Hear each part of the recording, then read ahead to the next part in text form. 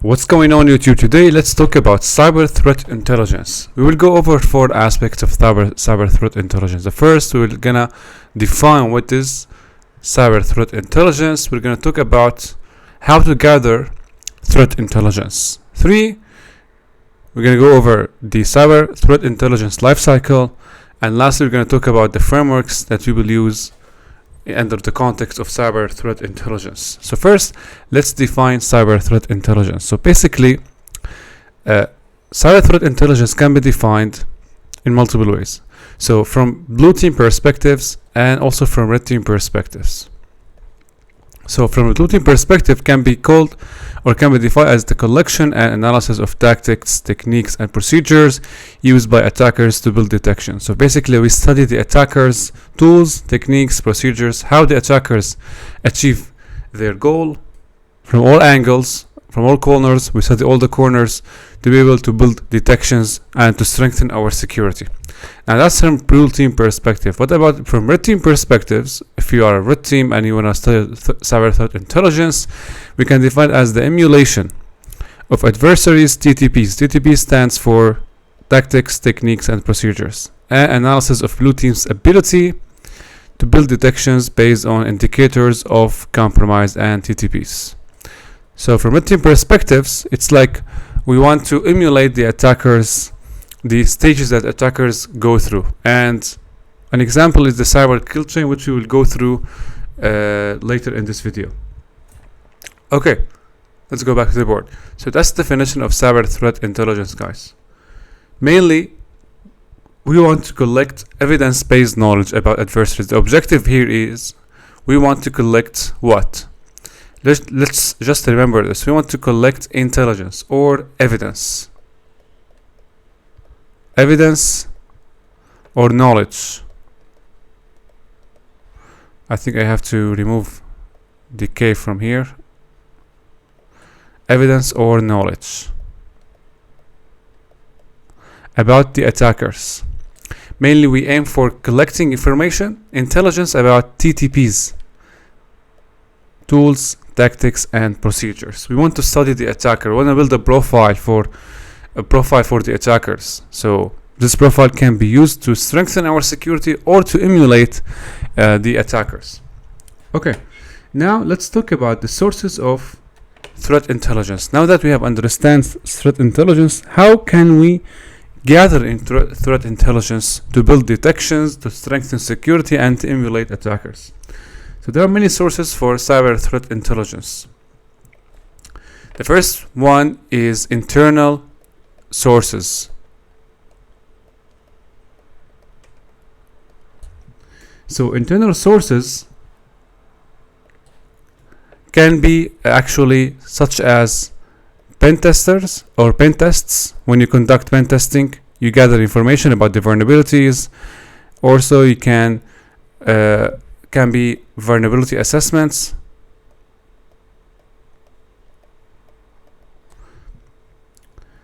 Reports, incident response, IR, incident response reports. These are all internal sources of threat intelligence. Okay, by conducting internal pen test, vulnerability assessment, or incident response, we will be able to come up with information about the vulnerabilities, the weaknesses, and we can use this information to strengthen the security, to gather intelligence. Another internal source for threat intelligence, it is the logs. Very important. Sys logs, event logs, all kind of logs will give us intelligence. Okay, and lastly we have the training reports. Training reports mean security training reports. Okay, so when we conduct a security training program, we come up with a report about the level of awareness the current members of the organizations have. This is also considered as a threat intelligence or internal threat intelligence resource. Okay, now we finished from internal. We also have community. We can gather threat intelligence from the community. Okay, an example would be forums, open web forums, or we have dark web forums. These are called communities, security communities, right? Either on the dark web or in the open web. And lastly, we have internal community, and lastly, we have external to the organization or to your environment, whatever the environment is. So external can be any vendor that provides you with threat intelligence. So here can be intelligence, we call it intelligence feeds, okay? Or we have public resources, government resources, mainly public resources. So some threat intelligence vendors, they provide you with feeds, and they push the feeds through subscriber client server or client subscriber model, where they push the feeds to your interface. They give you an interface, and through the interface they push you updates about latest threat intelligence reports. That's what we mean by saying feeds. Threat intelligence feeds can be commercial or open source. And of course, public sources can be government, publications, social media, whatever. Okay, now let's talk about the life cycle, the threat intelligence life cycle. So that's the third item we're going to talk about today.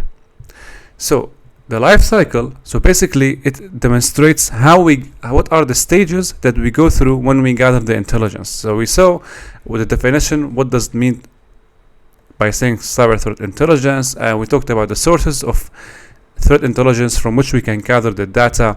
Now let's talk about life cycle. Here we explain, or we actually talk about the stages that we go through while we are gathering the data to build a profile. So let's talk about these stages. So here we say 3 CTI life cycle. So the first stage of the CTI life cycle, so let's call it A, it is the direction.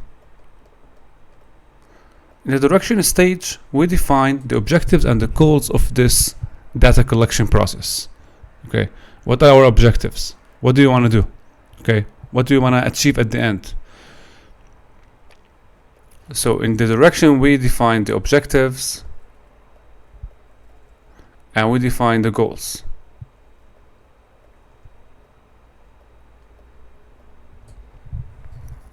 Now, defining the objective and goals can be achieved by actually doing the following. So basically, to understand or to find out what are the objectives and the goals, first we have to identify what are the current assets.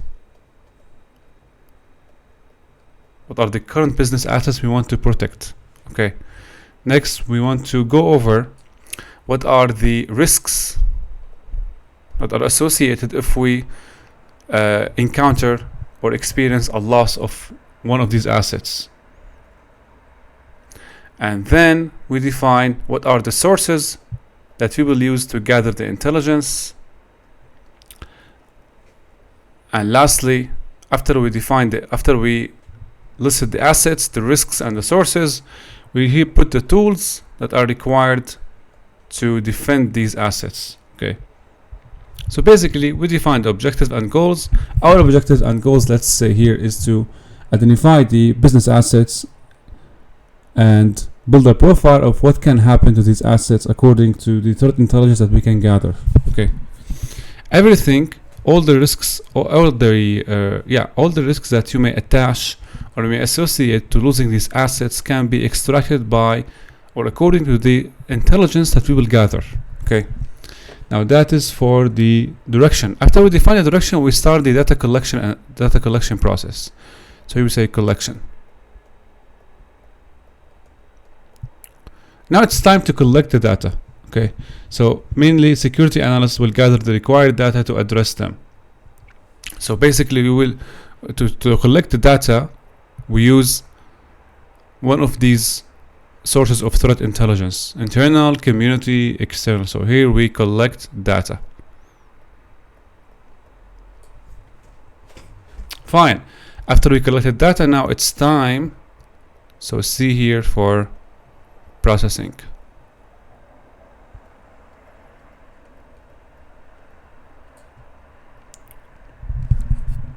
So let's say we collected logs, reports, malware reports, right? Whatever. We collected many information. Now this information come in different formats. Okay. So in order to process this information, we may require external tools. So external tools can be, an example of external tools can be the SIEM, Security Information Event Management tools. They are very valuable at the processing stage. So once you collect the data, feed the data to the SIEM tools, and SIEM tools will be able to aggregate, segregate, process these information and data that are in various formats, whether logs, reports, whatever they are. Okay, so we collected the data, we processed the data through the SIEM, and lastly we start to analyze. Now SIEM has presented the data we collected in a presentable format, easy to use and easy to navigate through. So once the information aggregation is complete, we can start to derive insights. So here we aim for insights. We want to tell a story about this data. That's the purpose of every data analysis process. We want to tell a story. At the end, we want to tell the stakeholders that this data, okay, the data we collected, tell us this story or this narrative. Okay, that's in general. But we want to derive insights from the processing stage or the data we collected. So what are examples of these insights? For example,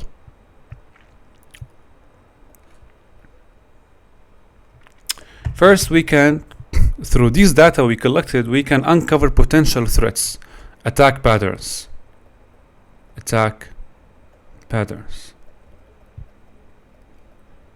So the data that we collected may reveal attack patterns that could happen to our assets. Okay. We can also define an action plan from these data, right, to protect the assets. We can also strengthen the security profile of the organization, you know. So now direction, collection, processing, analysis, and now we have two last steps. So ABCD, it is the dissemination. So dissemination. So the dissemination phase, we start to tell the stakeholders what the data tell us. Okay. So basically here it may be called as the presentation stage.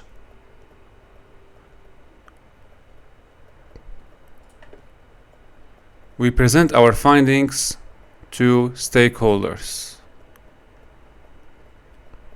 It needs to be high level, okay? Not low, not like raw data or technical data. It needs to be high level that tell the stakeholders, for example, that we need to improve the threat intelligence process, the implementation of security controls to save costs and to increase the level of awareness, whatever. Now the last stage after the dissemination, it is the feedback.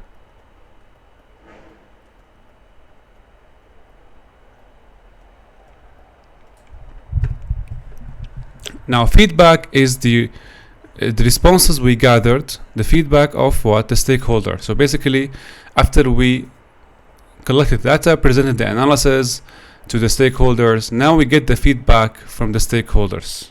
Okay, so responses, it can be responses from the stakeholders.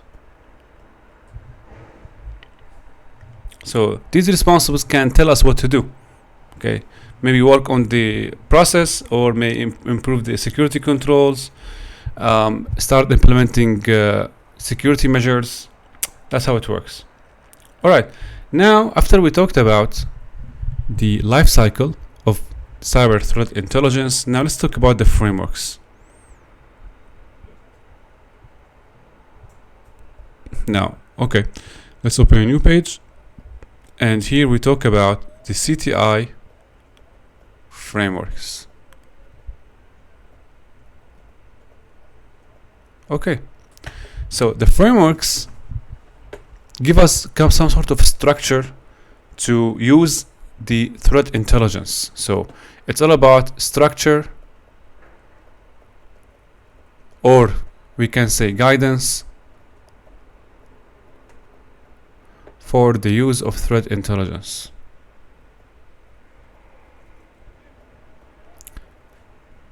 Threat intelligence. These frameworks will be used during the life cycle. So basically, when you go through the life cycle of collecting threat intelligence, you will use cyber threat intelligence frameworks. Okay, what are examples of cyber threat intelligence frameworks? The first one is the most common one, guys. As you know, it is the Mitre. The Mitre framework. Sometimes it's called the ATT&CK.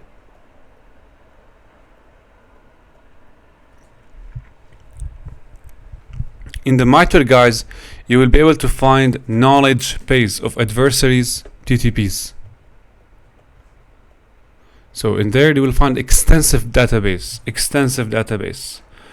and about everything, you know, related to the adversaries, techniques, tactics, and procedures. You can use the information to be thorough while investigating and tracking adversary behavior. So it's very useful if you want to track attackers' behaviors and understand their tactics, techniques, and procedures.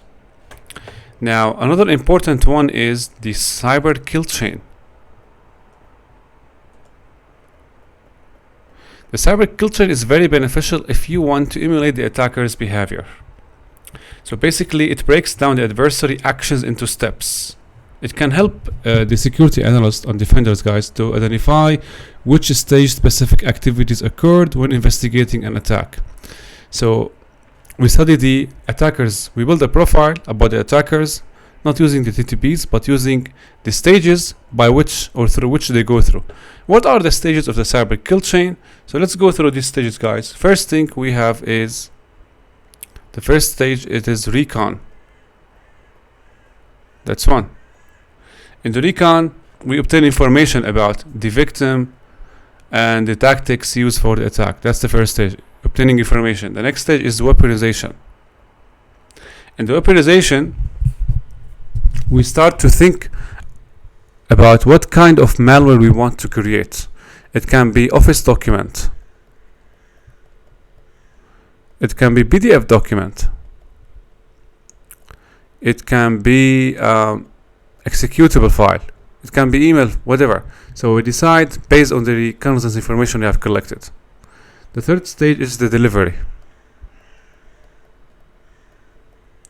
In the delivery phase, we think how the malware would be delivered to the victim system. It can be through emails, most commonly emails. It can be through USBs if you have physical access. Okay, after we deliver the payload, the fourth step is exploitation.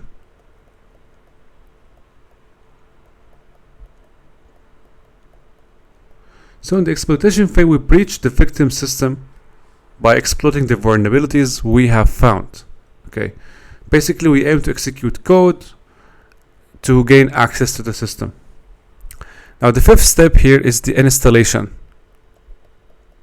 I'm going to call it install.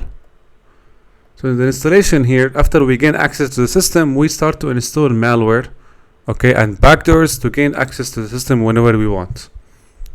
6, we call it the C&C, command and control. Here we remotely control the compromised system and deliver maybe additional Trojan horses, malware, perform some lateral move across the systems, so on and so forth. And 7, actions on objectives. Actions on objectives. So basically here we start to exfiltrate data, or we start to implement the actions that will fulfill the main goal of targeting the system. What was the main goal? Collecting data. We start to collect data and move it off the system. Okay, so Mitre, ATT&CK, the cyber kill chain, and also we have 3, the diamond model. We can talk about the diamond model in a separate video, but it's safe to say it is also another framework for cyber threat intelligence. It focuses on categorizing the attack or profiling the attack based on the victim, the capabilities of the attacker, the adversary, and the infrastructure. We're going to talk about this later extensively. Another framework, let's see here.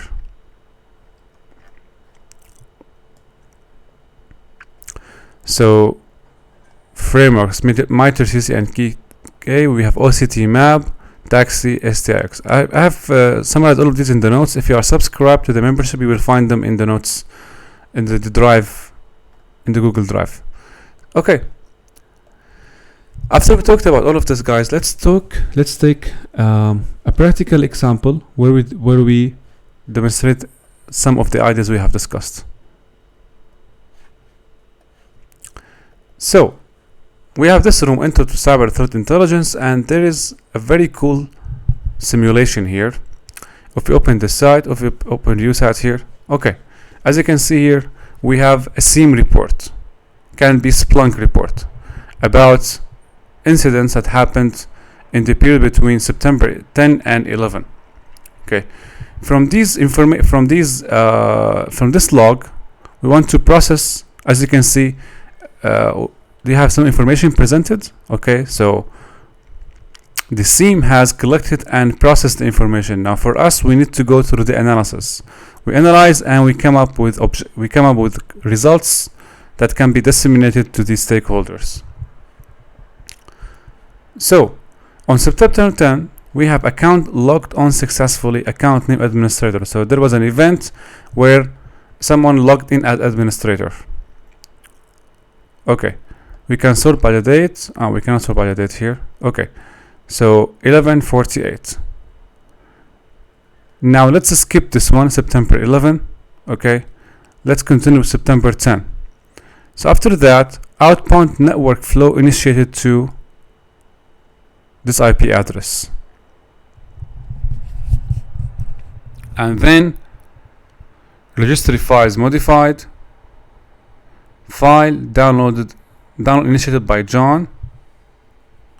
I think the time here is not sorted correctly. So we have first administrator logged in, and then the user John Doe has been logged off.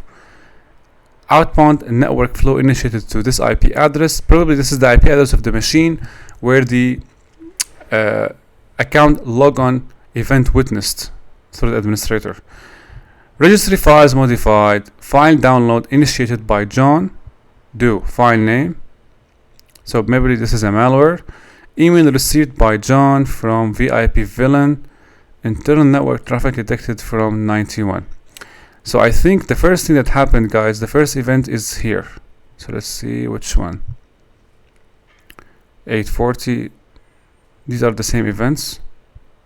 So basically the first thing that happened, an email received by John, okay, from VIP villain.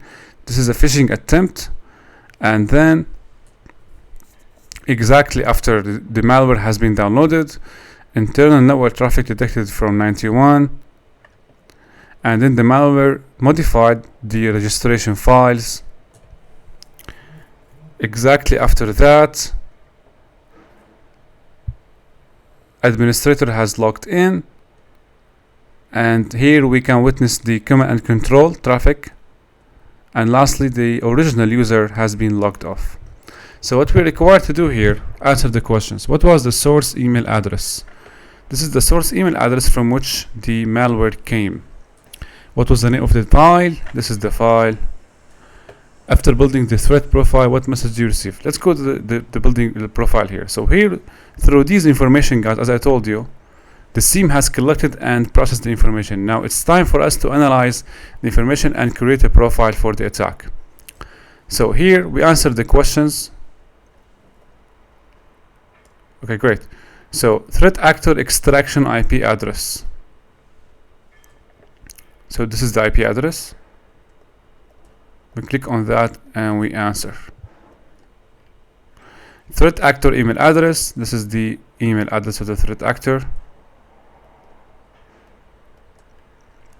Malware tool. This is the malware. Can be called the malware file as well, or the payload. User victim logged account. It is the administrator.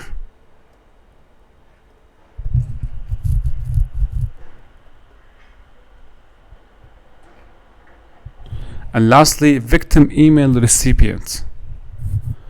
Here they want you to find out what is the email address, okay, of the victim. So please, the victim is John Doe, and as you can see, if you look at the format of the email address, VIP villain at badbank.com. So basically, since this is a phishing attack, most probably the attacker was able to spoof the domain name of the target company. So it can be John Doe at Bad Bank. But to answer this question correctly, you have to only type John Doe. And this is the flag. So that was it, guys. I hope you liked the video and you understand what does cyber threat intelligence means. And I will see you in the next video.